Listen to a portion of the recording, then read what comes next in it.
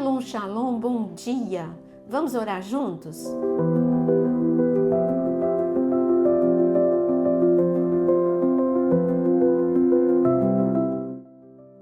Se o Senhor entrasse hoje no terreno abandonado da sua alma, o que ele encontraria?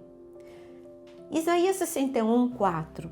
Reconstruirão as antigas ruínas, restaurarão os lugares anteriormente destruídos e renovarão as cidades arruinadas, destruídas de geração em geração. Aqui fala exatamente o que ele encontra na nossa alma. Muitas vezes grandes destruições, muitas vezes escombros, ruínas. Você já tentou entrar ou andar no meio das ruínas? Você pode, é um perigo, porque tem todo tipo de perigo ali, que você pode se ferir, pode ter inclusive animais peçonhentos escondidos. Não é seguro, lugar seguro e nem um lugar que ninguém tenha prazer em estar. E às vezes nós nos forçamos a ficar nesses lugares abandonados. Arruinou? Sim, isso faz parte da vida. A desconstrução faz parte da vida. Não tem como a gente pintar a vida de cor-de-rosa. Ela não é cor-de-rosa. A vida é normal. Tem dias cinzentos, tem dias de uma explosão de alegria, de cores, de sol. Outros dias, tem dias cheios de fumaça, resultado de grandes incêndios e destruições, destruição de relacionamentos, destruição de confiança, a destruição de perdas materiais. Nós temos muitas coisas, muitos impactos que podemos viver.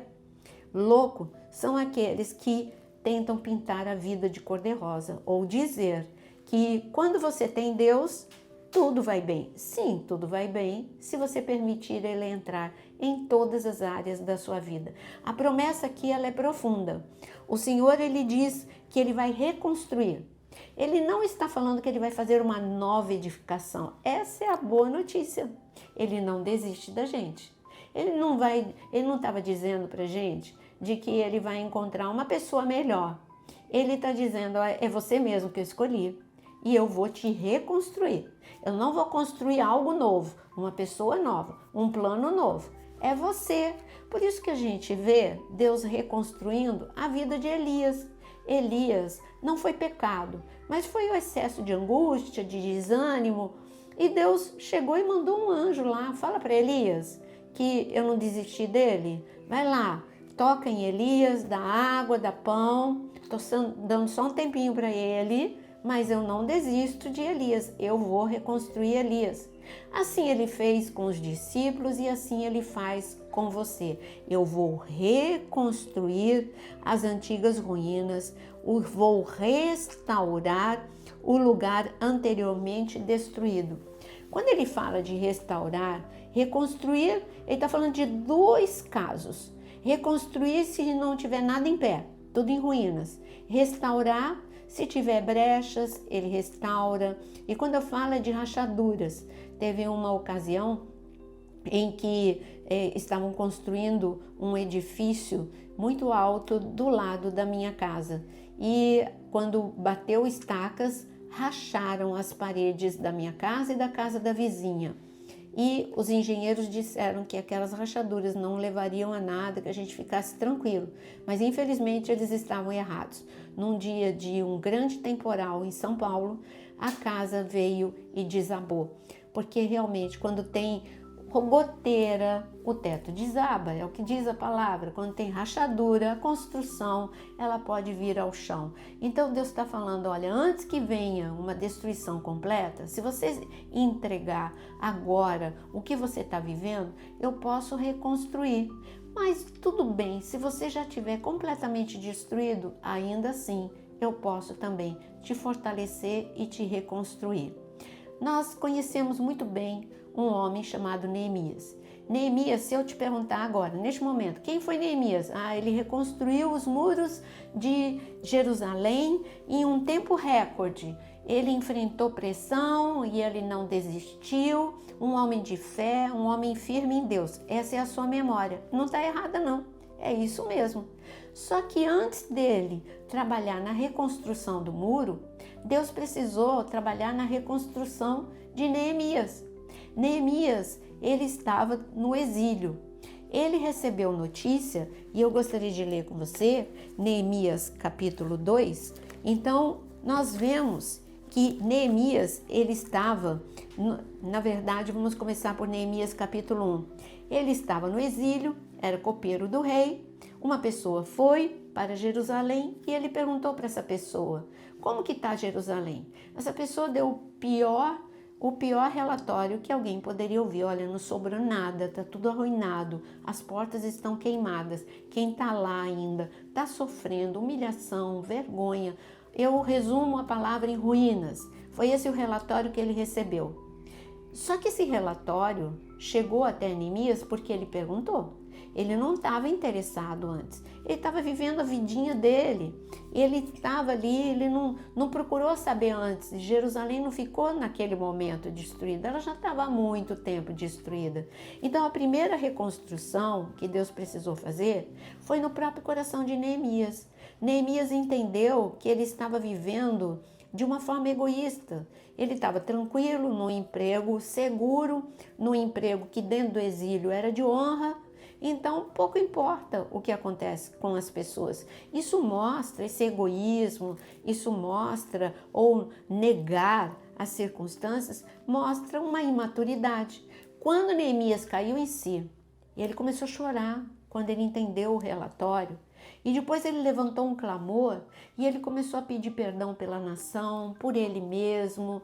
Ele falou: Deus, isso só aconteceu porque nós desobedecemos. Senhor, dá-nos uma nova chance, reconstrói Jerusalém. E sabe como que Deus fez com Neemias? Não só reconstruiu, ele foi usado na reconstrução dos muros, mas Deus começou a reconstruir Neemias, que de um copeiro que negava a realidade do que estava acontecendo, de um copeiro que era frágil, tinha medo, claro, do rei, de repente ele sente coragem, ousadia. Aliás, a ousadia começa na oração dele, quando ele fala no versículo, em Neemias capítulo 1, no versículo 11, ele diz: Ah, Senhor, estejam atentos os teus ouvidos à oração do teu servo e à oração dos teus servos que se agradam de temer o seu nome.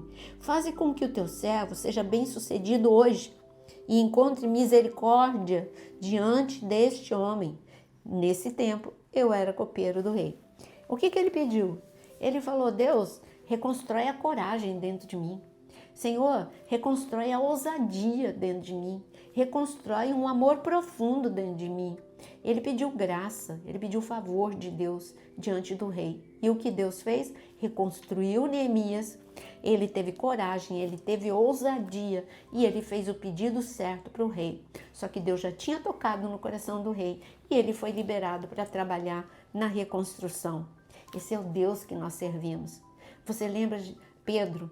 Pedro, ele negou Jesus, ele não esteve ao pé da cruz, mas Jesus foi reconstruir Pedro. Deus não falou: não, Pedro, você falhou demais, eu vou escolher Mateus para que ele faça a pregação em Atos capítulo 2 e aquelas 3.000 pessoas que eu já tenho determinado que vão se converter, aconteça esse grande feito. Você falhou, acabou a tua chance. Não. O Senhor Jesus foi atrás dele. Antes de dar uma grande tarefa para Pedro, ele reconstruiu Pedro por dentro. Ele reconstruiu como? Mostrando para Pedro que ele era importante, tendo ido atrás de Pedro, tendo conversado exclusivamente com Pedro, porque ele podia dizer: vou conversar com todos menos com você, tá, Pedro? Não, ele teve uma conversa particular com Pedro, reafirmou o amor dele por Pedro e o amor de Pedro por ele. Reconstrução. Que linda reconstrução! Pedro sai dessa reconstrução irreconhecível, com ousadia, com unção, com graça, com poder, com autoridade. Não foi só em Atos 2, todo o livro de Atos você vê esse Pedro transformado. Deus quer fazer o mesmo com você. Ele não desistiu de você, ele vai te reconstruir. Agora, só mostra para Deus a área que você está destruído. Ou se você não consegue identificar a área, fala: Senhor, eu sei que eu estou em ruínas, eu preciso da tua misericórdia, do teu favor, do teu amor, me reconstrói, para que tudo que está ao meu redor possa ser reconstruído também. Não peça o inverso. Reconstrói meu relacionamento, reconstrói minha vida profissional. Peça, reconstrói a mim. E então, tudo ao meu redor será reconstruído. Vamos orar? Senhor, o Senhor é o Deus de grandes reconstruções, o Senhor não desiste e o Senhor não tem medo de ruínas. Ruína é a matéria-prima para o teu milagre. Por isso eu apresento cada coração, cada vida que aqui está. Sei que o Senhor é um Deus de milagres e que eles têm necessidade de milagres. Neemias também precisava. Era necessário um milagre para que o coração do rei se inclinasse favorável à saída dele, daquele reino, para ir reconstruir Jerusalém.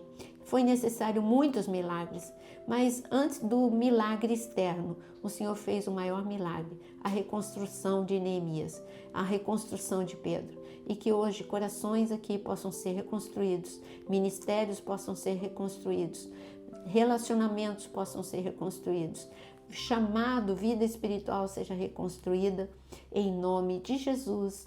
Amém. Deus te abençoe. A obra de reconstrução pertence a Deus. Você só precisa oferecer a Ele o seu coração e com certeza você verá uma grande obra começando hoje na sua vida. Deixe o seu like e compartilhe com muitos.